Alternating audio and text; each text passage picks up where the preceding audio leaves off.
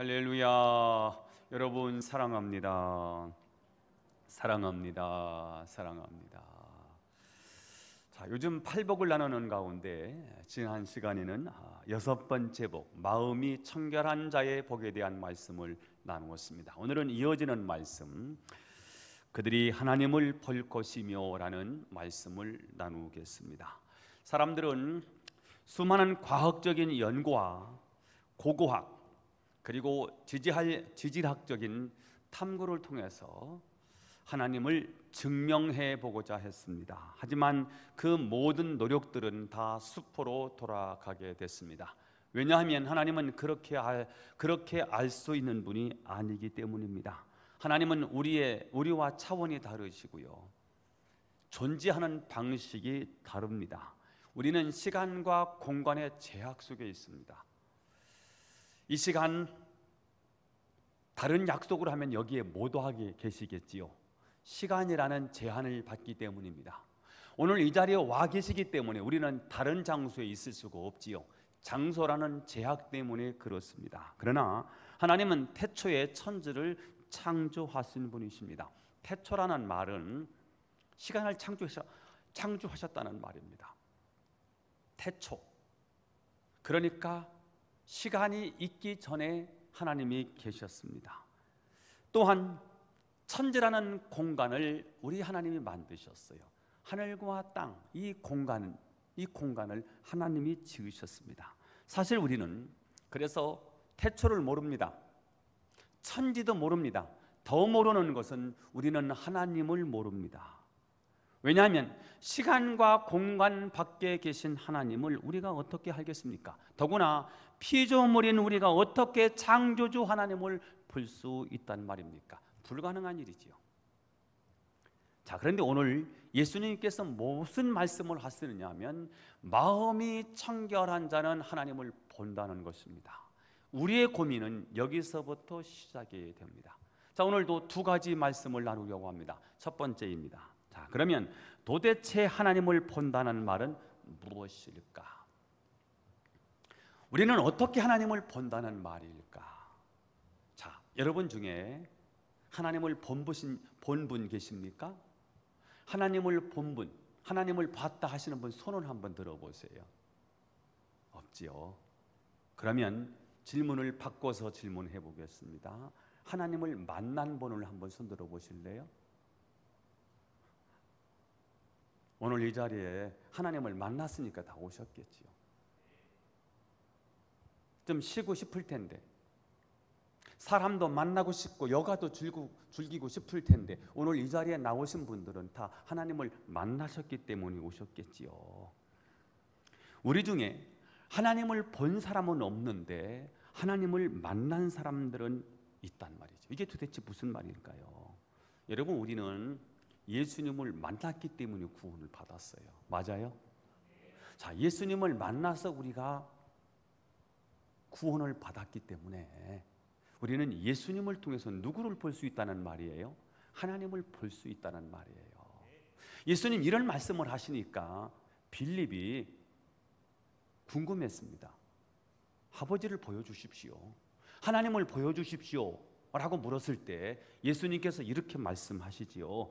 나를 본 자는 아버지를 보았거늘 어찌하여 아버지를 보이라 하느냐, 이렇게 말씀을 하셨어요. 예수님의 말씀이 뭐예요? 나를 본 거예요. 그러면 하나님을 본 거예요. 하나님이 직접 하나님을 본 사람은 없지만 하나님이 당신을 계시한 분이 누구냐면 예수님인 거예요. 예수님을 본 자는 그래서 하나님을 봤다는 거지요. 이 장면을 사도 요한은 더 아주 구체적으로 설명을 하는데 18절, 요한복음 1장 18절을 읽어보겠습니다. 시작. 본래 하나님을 본 사람이 없으되 아버지 품속에 있는 독생하신 하나님이 나타내셨느니라. 자, 하나님을 본 사람은 없대요. 죄인인 우리가, 유한한 우리가 영원하신 하나님을 어떻게 볼 수 있겠습니까? 원간생신이죠. 하나님 본다는 그 자체가 불가능한 일이지요. 그러나 아버지의 품속에 있는 독생하신 하나님이 나타내셨느니라 이랬습니다.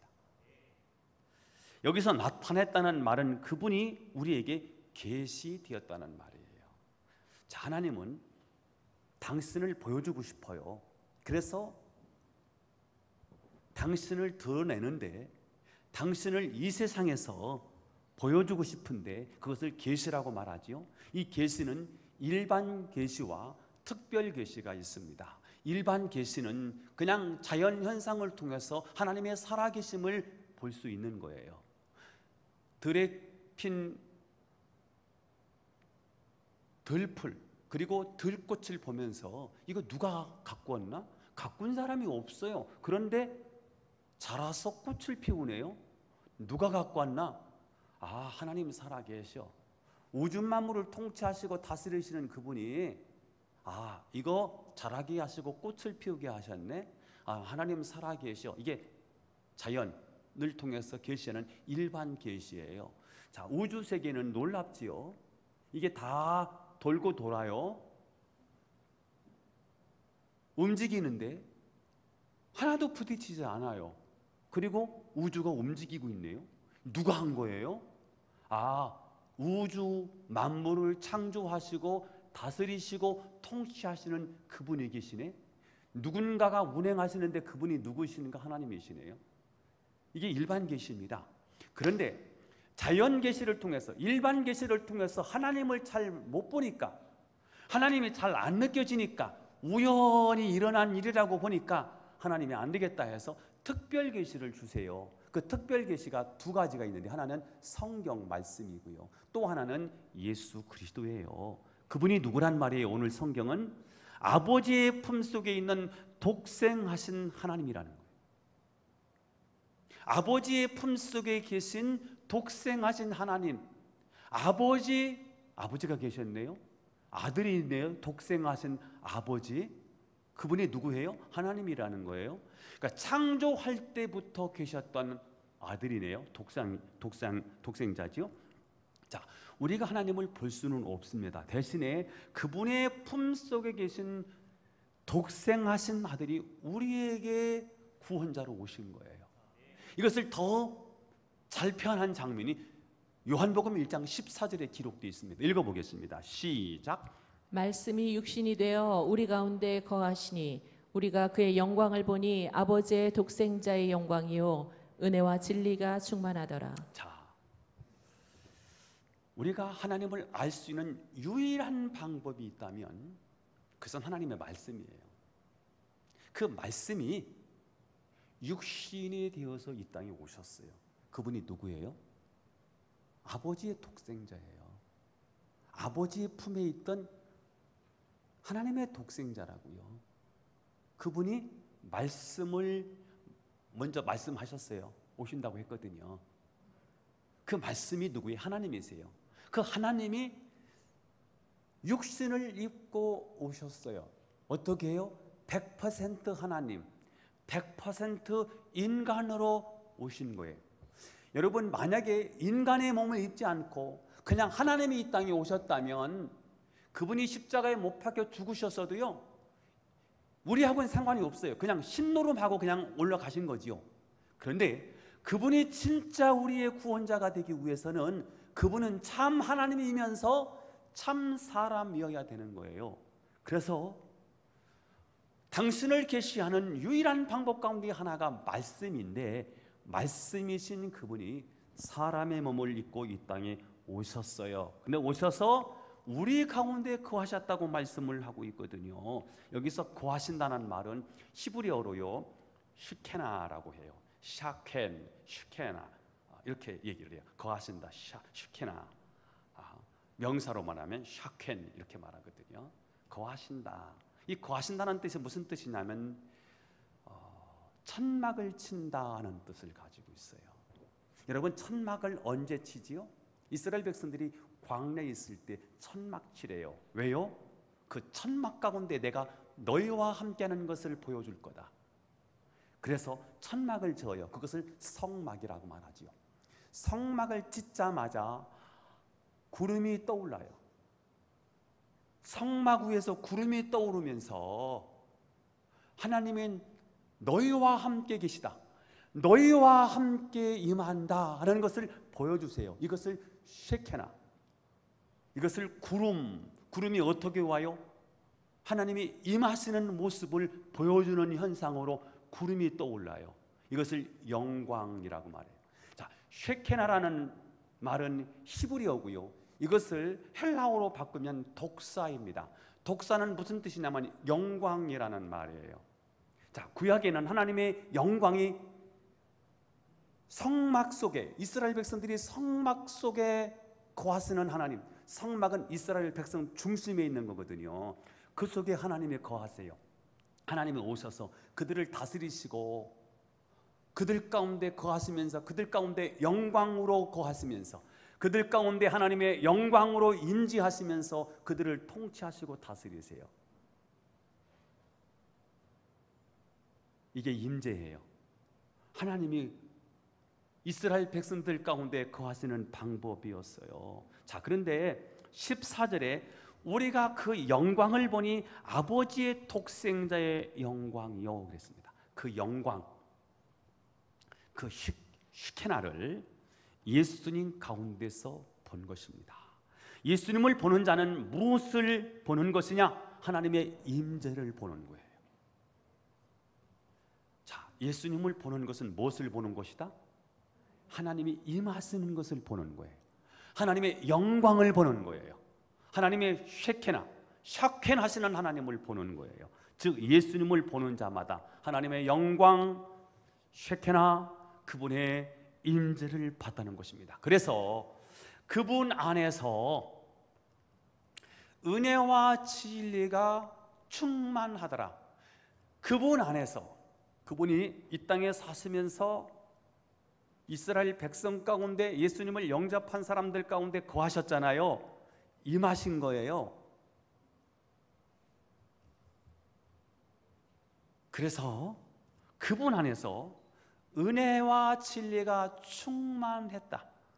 충만하다는 말은 드러내셨다는 말이에요. 자, 은혜가 뭐예요? 받을 자격이 없는 자에게 베풀어 주시는 하나님의 일방적인 사랑, 일방적인 호의, 하나님의 일방적인 선물, 이게 은혜입니다. 자, 이분이 말씀이 육신되어서 이 땅에 오셨잖아요. 그 분이 누구냐면 아버지와 함께 있었던 이 하나님의 품 안에 있었던 하나님의 영광이잖아요. 그분이 사람의 몸을 입고 이 땅에 오셔서 만나주셨어요. 자, 그런데 그분의 삶이 뭐냐면 은혜라는 거예요. 은혜. 또 하나는 뭐라는 거예요? 진리라는 거예요. 진리가 뭐예요? 하나님의 말씀이지요. 예수님은 하나님의 말씀대로 사셨어요. 사람들은 예수님의 모습을 보고 아, 저분이 하나님이시구나 라는 것을 깨달았습니다. 그러면 사람들이 예수님의 어떤 모습을 보고 아, 저분은 하나님이야, 저분은 은혜와 진리가 넘쳐나셔 라고 깨달았을까요? 이것을 자, 여기서 정리하고 넘어가겠습니다. 오늘 메시지가 조금 힘들 것 같아서요. 예수님이 말씀하셨어요. 마음이 청결한 자는 하나님을 본대요. 아, 도대체 하나님을 어떻게 봅니까? 그 전능하신 하나님, 우리 육신의 눈으로 그 하나님을 어떻게 본단 말입니까? 오늘 예수님께서 말씀하신 거예요. 나를 본 자는 하나님을 보는 거야. 하나님, 예수님이 누군데요? 원래는 하나님의 영광이었어요. 근데 그분이 말씀이 육신을 입고 오셨거든요. 그분이 누군데? 아버지의 품속에 있었던 독생자의 영광이세요. 그분이 이 세상에 하나님을 보여주려고, 하나님이 어떤 분인지를 보여주려고 이 땅에 오셔서 사셨어요. 어떻게 사셨는데요? 은혜로 사셨어요. 또 어떻게 사셨는데요? 진리로 사셨어요. 은혜는 뭔데요? 일방적으로 사랑하신 거예요. 이 땅에서 할 수 없는 사랑을 그분이 하신 거예요. 그게 은혜인 거예요. 그 은혜를 보면서 이분 하나님이네. 두 번째 모습은 뭐냐면 진리예요. 어떻게 사셨느냐? 성경 말씀대로 사셨어요. 그 모습을 보고 사람들이 은혜와 진리가 풍성하네, 이렇게 봤다는 거예요. 자, 그러면 이 사실을 사람들이 은혜와 진리네, 저분이 하나님 맞네 하고 예수님에게서 누구를 본 거예요? 하나님을 본 거예요. 그걸 누가 증명해 주느냐면 오늘 마태복음을 쓴 저자였던 예수님의 제자 마태가 자기가 부름을 받을 때의 모습을 통해서 이분이 바로 하나님이야 라는 것을 설명해 주고 있거든요. 그게 마태복음 9장 9절입니다. 자, 여기까지 이해되셨지요?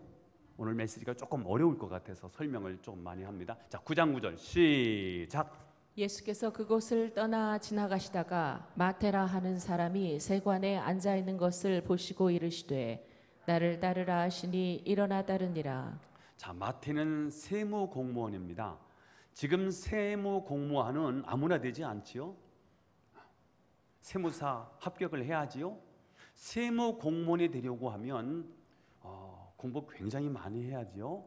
그런데 옛날 이 당시는 세무 공무원은 죄인 취급을 받았습니다.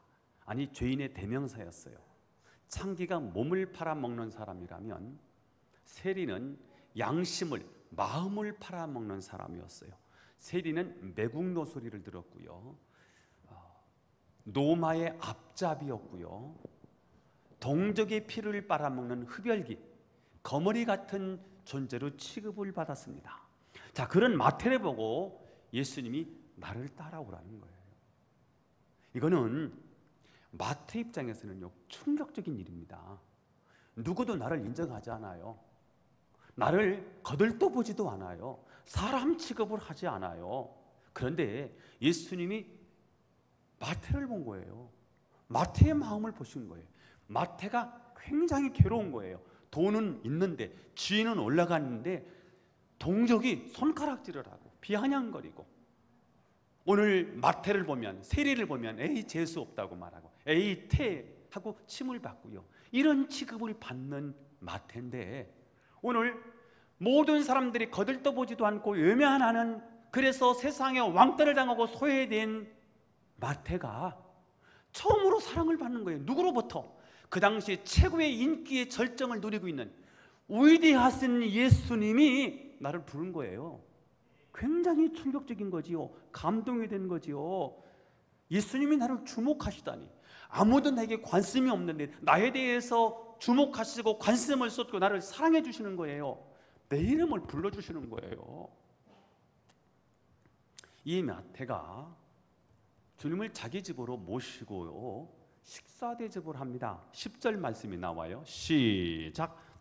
예수께서 마태의 집에서 앉아 음식을 잡수실 때에 많은 세리와 죄인들이 와서 예수와 그의 제자들과 함께 앉았더니. 자, 예수님이 그 집에 들어가서 함께 식사를 하는데요, 당시 유대인들은요, 식사가 단순한 식사가 아니고요, 식사하면서 서로 교감하는 시간이에요.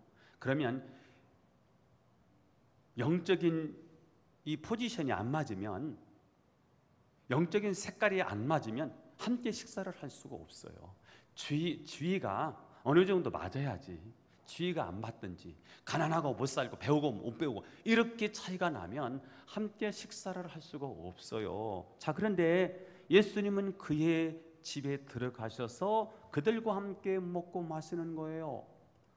이거는 죄인들의 입장에서는 굉장히 충격적인 거예요. 엄청난 사랑을 받게 된 거지요. 그런데 더 충격적인 사실은 뭐냐면 많은 세리와 죄인들이 와서 예수와 그의 제자들과 함께 앉아서 먹었다는 거예요. 이것은 당시의 상황에서는요, 파격적인 행동이었어요. 이건 파격적인 은혜예요. 마태 입장에서는요, 이 주체할 수 없는 하나님의 사랑이 밀려온 거예요. 그런데 반대로 예수님은요, 어떤 상황이 되는 거예요? 예수님은 사실은 사회적으로 매장당하는 상황인 거예요. 직장 생활을 했으면 사직서를 써야 되는 상황이고요, 정치인이라면 정치의 생명이 여기서 끝나는 상황인 거잖아요. 그래서 당시 바리새인들은 비난할 수밖에 없지요. 11절이에요. 시작. 바리새인들이 보고 그의 제자들에게 이르되 어찌하여 너희 선생은 세리와 죄인들과 함께 잡수시느냐? 비난하지요. 그때 예수님께서 들으셨어요. 그리고 이렇게 대답을 하시지요. 12절이에요. 시작. 예수께서 들으시고 이르시되 건강한 자에게는 의사가 쓸데없고 병든 자에게라야 쓸데있느니라. 자, 내가 누구라는 거예요? 의사라는 거예요.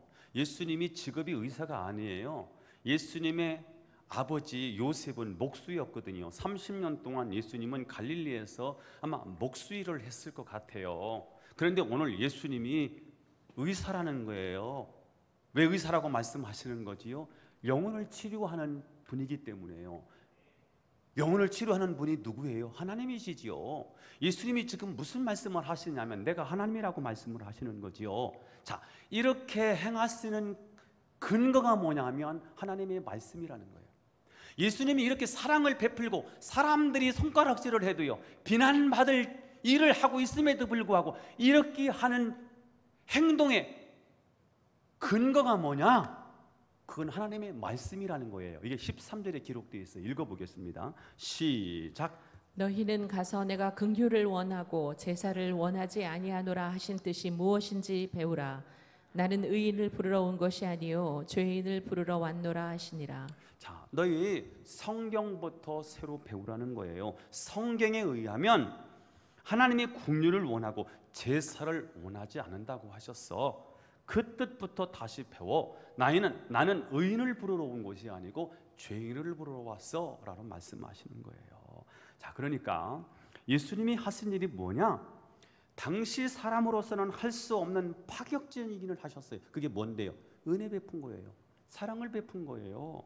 동시에 성경에 철저하게 근거를 둔 일이었다는 것입니다. 이게 뭐냐면 은혜와 진리라는 거예요. 은혜는 뭐라고 했어요? 사람으로는 할 수 없는 사랑을 베풀어 주시는 거예요.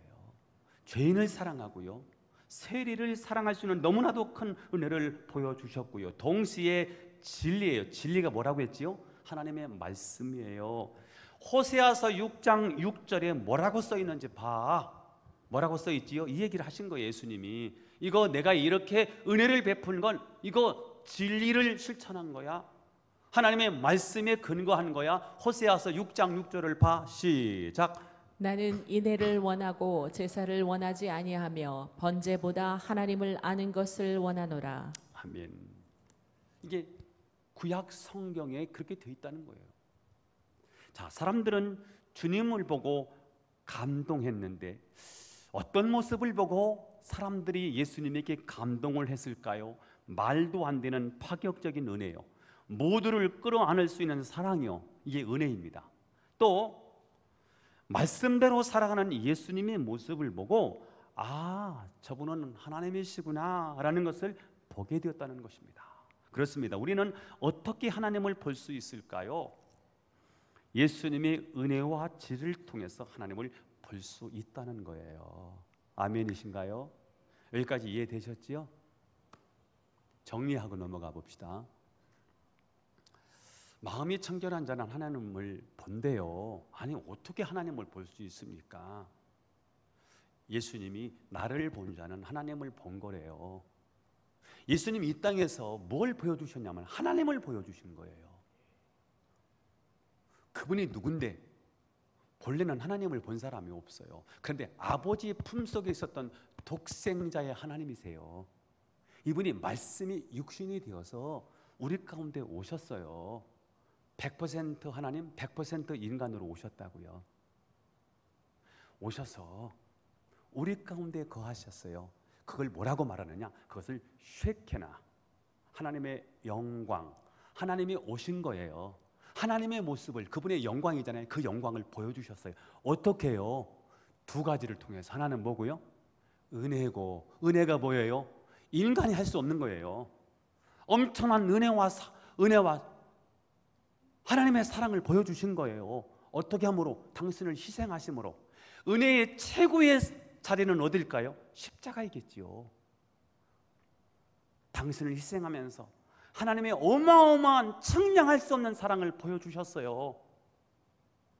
그분이 하나님이라고요. 그래서 보여주신 첫 번째 방법은 은혜고요. 두 번째 방법은 뭐라고요? 진리라고요. 진리는 뭐라고 했어요? 하나님 말씀이라고요. 이미 구약 성경에 하나님에 대해서 다 얘기를 했어요. 근데 예수님이 이 땅에 오셔서 말씀대로 사셨어요. 왜 이렇게 합니까? 하나님이 그렇게 말씀하셔서, 그러면서 저분이 하나님이구나 하는 것을 예수님이 보여주셨다는 거예요.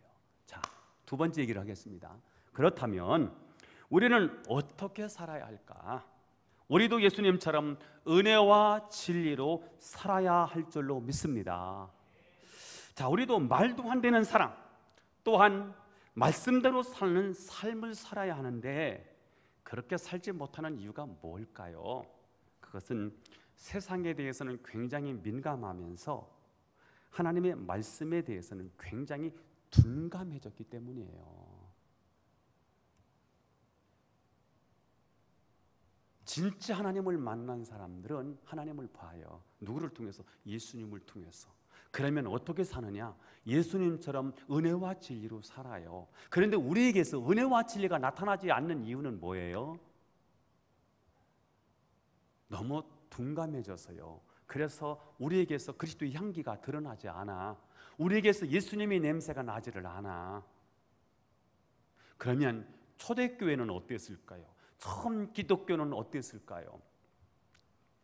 기독교는 박해를 받는 종교였어요. 예수를 믿으면 죽는 종교였습니다. 세례를 받으면 모든 재산을 몰수당하는 종교고요. 세례를 받으면 사회적인 직위가 박탈당하는 겁니다. 그게 예수를 믿는 일이었거든요. 자, 그런데 당시 초대교회는요 10년마다 40%의 성장을 이루어요. 그러다가 313년 기독교가 국교로 공인될 때쯤에서는요 로마 제국, 로마 영역, 이탈리아 정도가 아니고요, 로마가 정복한 모든 피정복 지역 전체가 10%가 예수를 믿게 돼요. 어떻게 그럴 수 있을까요? 기독교가 사회에 보여준 모습 때문에 그랬어요. 기독교가 세상 사람들이 볼 때 참 이상한 사람들이에요. 왜 죽인다는데 모이는지 모르겠어요. 그렇게 고문을 당하는데 왜 모이는지 모르겠어요. 이상하리만큼 이상한 단체인데 매력 있는 거예요. 뭔가 우리하고 다른 아름다운 모습이 그들에게 있는 거예요. 이상한데 매력이 있는 거예요. 당시 로마 분위기는 어땠냐면요, 돈, 권력, 성적인 쾌락이 난무하던 세상이었습니다. 이 거대한 물결을 반대하는 사람이 아무도 없었어요. 그런데 이 물결을, 거대한 타락의 물결을 거스르는 단체가 있었어요. 이들이 카타콤에 있었던 소수의 무리들인데 영향력이 대단한 거예요. 이 당시 로마가 성적 타락이 아주 이루 말을 할 수가 없었는데, 성적 타락의 최극치는 뭐냐면 동성애거든요. 그런데 동성애에 대해서 아무도 노라는 얘기를 못하고 있었어요. 그런데 이 초대 기독교만이 동성애 노! 우리는 남자 며느리 얻을 수 없어! 동성애 노! 이렇게 나선 사람들이 누구냐면 유일하게 기독교인들이었다는 거예요. 지금도 마찬가지 아닙니까? 동성애를 반대하는 단체들이 없어요. 동성애 반대하고요, 요번에 키어 축제 할 때요 반대편에서요 엄청 그 사람들보다 엄청난 많은 사람들이 모였는데 다 누가 모였는지 아시지요? 반대 집회를 했어요. 동성애 집회, 반대 집회하는 사람들이 다 교인들이 나간 거예요. 그거요 목사님들이 동원한 거예요. 이거 막아야 된다는 거예요. 차별금지법이라는 미명하에 거기다 동성애를 집어넣었어요. 좋으면 니들끼리나 좋아해. 근데 왜 그걸 법정화해서 모든 사람을 피곤하게 만드냔 말이에요. 할 사람들 니들끼리나 해. 내비두라고요. 그거 탓하지 않을 테니까 내비두고. 근데 왜 그것을 법정화해서 동성애에 빠진 사람이 몇 명이나 될까요? 많이 쳐서 5% 치자고요. 그럼 95%가 너무 힘들잖아요. 안 된다는 거예요. 이걸 거부할 수 있는 유일한 단체는요 기독교밖에 없는 거예요. 초대교회가 그랬다는 거예요. 그런가 하면 지금 코로나19와 같은 전염병이 창궐했을 때 흑사병이 창궐한 마을에 유일하게 들어가서 그들을 간호했던 유일한 사람들이 누구였느냐? 기독교인들이었다는 거예요. 길거리에 버려진 아이들을 주워다가 키우는 유일한 사람들이 누구였느냐? 기독교인들이었다는 거예요. 이들은 말도 안 되는 엄청난 사랑, 말도 안 되는 엄청난 은혜를 베풀었어요. 그래서 사람들이 물은 거예요. 당신들은 무슨 대가를 얻는다고, 무슨 이익을 얻는다고 그렇게 희생하면서 헌신하면서 사느냐라고 물었더니 기독교인들이 뭐라고 대답을 했냐면 우리는 말씀대로 사는 사람들입니다. 성경에 불쌍한 사람 도우라고 말씀했기 때문에 우리는 그렇게 사는 것입니다 라고 대답을 했다는 거예요. 그들은 말씀대로 살기 위해서 아무도 하지 않는 헌신, 아무도 하지 않았던 희생을 아낌없이 하면서 살아가게 되었다는 거예요. 자, 이 당시를 연구했던 학자가 있는데 엘렌 크라이더 박사인데요. 이분이 초기 교회와 인내의 발효라는 책을 썼어요. 이 초대교회를 연구하면서 충격적인 사실을 발견을 했는데요. 초대교회 성도들의 회심은 우리처럼 그냥 단순하게 예수 믿어 구원받을 거야, 예수 믿는다고 말해, 내가 예수님을 믿습니다, 그렇게 고백을 하면 당신은 오늘 구원받았습니다, 이게 우리가 그렇게 하잖아요. 그런데 그렇게 안 했다는 거예요. 회심하는 자에게는 3B를 요구했다는 거예요. 첫 번째 B는 뭐냐면 빌리프, 신념이에요. 신념의 변화가 없이는 안 된다는 거예요. 내가 진리라고 생각하는 것이 뭐냐? 돈이냐 권력이냐 쾌락이 아니라 정말 하나님의 말씀만이 진리고 하나님 뜻만이 공의라고 하는 이 완전한 신념의 변화가 너에게 있냐는 거예요. 혹시 예수를 믿는다고 하면서 돈이 너의 우상이 아니냐? 예수를 믿는다고 말하면서 네 자녀가 혹시 우상이 아니냐? 그거 뜯어고치지 않으면 회심이라고 인정해 주지 않았다는 거예요. 두 번째는 behavior, 행동입니다. 행동의 변화가 있어야 된다는 겁니다. 진짜 할 수 없는 사랑을 하고 할 수 없는 긍휼을 베풀고 정말 할 수 없는 인애로 살아가는 사람이 아니면 회심했다고 인정해 주지 않았다는 거예요. 그리고 마지막으로 belonging이에요. 소속의 변화입니다.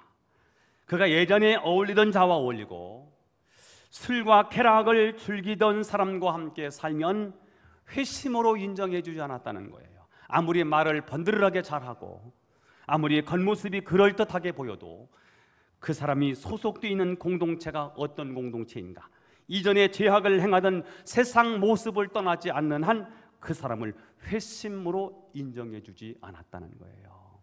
그래서 진짜 예수를 믿는다는 것은 예수를 보여주는 삶인 거였어요. 그래서 세상 사람들이 예수 믿는 사람들을 보면서 신념이 바뀌고 행동이 바뀌고 소속이 바뀐 기독교인들을 바라볼 때, 아, 저 사람들이 예수님이야, 저 사람들에게서 예수님이 보여, 저 사람들이 말하는 예수님이 하나님이시라는데 저들의 모습을 통해서 하나님이 보여, 그러면서 사람들이 몰려들기 시작했다는 거예요. 그래서 로마 제국의 10분의 1이 기독교인이 되었을 때 로마 정부는 더 이상 기독교를 인정하지 않을 수가 없어서 기독교를 국교로 승인할 수밖에 없게 되었다는 것입니다. 하지만 알렌 교수가 하는 말이에요. 크라이더 박사가 하는 말이 AD 313년 기독교가 국교로 공인되자 그때부터 이 3B가 사라지기 시작했다는 거예요. 바뀌어봤던 기독교가 이제 왕이 믿는 종교가 됐고요, 귀족이 믿는 종교가 되면서 이 교회가 타락하기 시작했다는 겁니다. 주교가 왕이 예수를 믿는다고 해서 세례를 주려고 하는데 세례 전에 뭘 하지요? 문답식을 하는데요. 문답이 쉽지 않은 거예요. 그래서 자료를 보니까 어떤 일도 있느냐면 왕이 세례를 받겠다고 해서요. 세례를 주는데요. 이 왕관을 안 벗는 거예요. 이 세례가 되겠어요? 왕관을 벗어야 되는데 왕이 정치를 하는데 왕이 심보가 틀렸어요. 신념의 변화가 없어요. 행동의 변화가 없어요. 옛날 살았던 그 방식을 가지고 왕이 된 거예요. 나쁜 짓을 하고 있어요. 남의 것을 빼앗고 폭리를 취하고 착취하고 있어요. 사람들을 함부로 죽이고 있는 거예요. 그런데도 불구하고 주교가 당신 그러면 그리스도인이 될 수 없습니다, 이 말을 못하는 거예요. 그래서 주교는 왕에게 행동의 변화 요구할 수 없었어요. 진짜 예수를 믿느냐, 예수가 누구인지 아느냐, 이 말을 못하는 거예요. 그래서 기독교는 하나님의 임재를 잃어버렸다는 거예요. 쉐케나가 없어졌어요. 하나님, 우리에게서 하나님의 은혜가 사라지게 된 것입니다. 왜냐하면 세상을 살 때 우리의 신념이 세상과 다르지 않아요. 우리의 행동이 다르지 않아요. 우리의 소속이 세상과 다르지 않아요. 하던 모임 하면서 하던 행동 그대로 하면서, 그런데 뭐만 다릅니까? 교회만 다니고 있는 거지요. 그러니까 우리에게서 뭐가 안 보이느냐? 예수님이 안 보여요. 우리에게서 예수님이 안 보이니까 우리에게서 하나님이 안 보이는 거예요. 하나님의 쉐케나, 하나님의 임재가 보이지를 않아요. 하나님의 은혜와 진리가 다 사라져 버렸어요.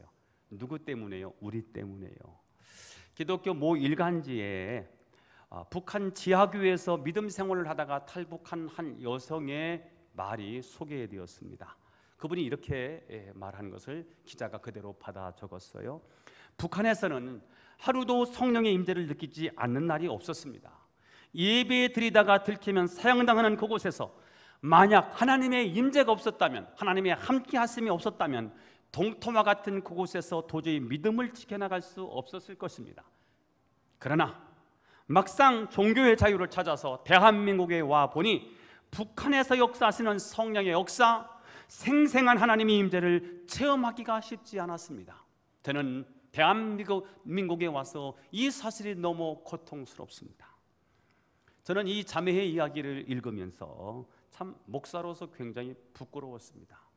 헛되는 멀쩡합니다. 모양은 다 갖춰져 있습니다. 그런데 뭐가 없어요? 하나님의 임재가 없어요. 하나님이 안 오셔. 하나님을 볼 수가 없어. 그래서 내게서 하나님이 보이지를 않아. 여러분, 오늘 예수님께서 마음이 청결한 자는 하나님을 볼 것이며 라고 말씀하셨거든요. 이 말씀이 왜 이렇게 중요하냐? 하나님을 보는 사람만이 하나님을 보여줄 수 있기 때문입니다. 우리가 하나님을 못 봤는데, 하나님의 임재가 없는데 무슨 수로 우리가 하나님을 보여줄 수 있겠습니까? 초대교회는 하나님의 임재가 있었습니다. 그래서 하나님을 보여줄 수가 있었습니다.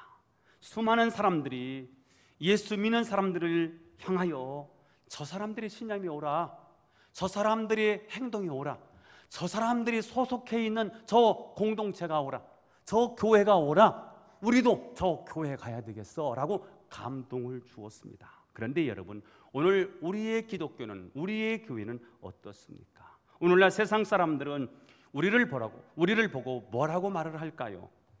기독교인들을 바라보면서 이상한데 흥미롭네, 이상한데 굉장히 멋있네, 이상한데 굉장히 매력적이네, 이렇게 말을 할까요? 아니면 이상하면서도 저속하다고 하지는 않을까요? 이상하면서 욕심부리고, 이상하면서 괴팍하고, 이상하면서 폐쇄적이고, 이상하면서 이기적인 공동체라고 말하고 있지는 않을까요? 우리는 어떻게 하나님을 보여주며 살 수 있을까요? 우리의 신념, 우리의 행동, 우리의 소속이 세상과 다르다는 것을 보여줘야 합니다. 세상이 말하는 돈과 명예와 성적인 쾌락이 우리의 중심이 아니라는 사실을 보여줘야 합니다. 우리가 보여줘야 되는 게 뭘까요? 은혜와 진리입니다. 뭐라고요? 은혜와 진리입니다. 상식을 초월하는 하나님의 사랑, 체면을 뛰어넘는 하나님의 긍휼, 그리고 말씀대로 살려는 몸부림, 말씀대로 살려는 노력만이 우리가 이 시대에 하나님을 보여주는 길입니다. 우리가 정말 필요한 것이 무엇일까요? 하나님의 임재입니다. 복음 성가 가운데 임재라는 찬양이 있어요. 그걸 부르고 싶은 마음이 간절하지만 제가 실력이 없어서 하나님 이곳에 오시옵소서. 이곳에 앉으셔서 이곳에서 드리는 예배를 받아 주옵소서.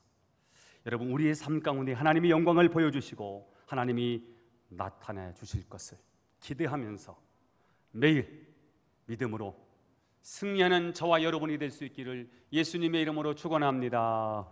기도하겠습니다. 하나님 아버지, 오늘 우리에게 아주 귀중한 말씀을 주셨는데 이 말씀을 붙잡고 우리가 예수님이 보여주셨던 은혜와 진리의 삶을 우리가 보여주게 하옵소서. 나를 통해서 하나님을 보게 하옵소서. 예수님의 이름으로 기도하옵나이다. 아멘.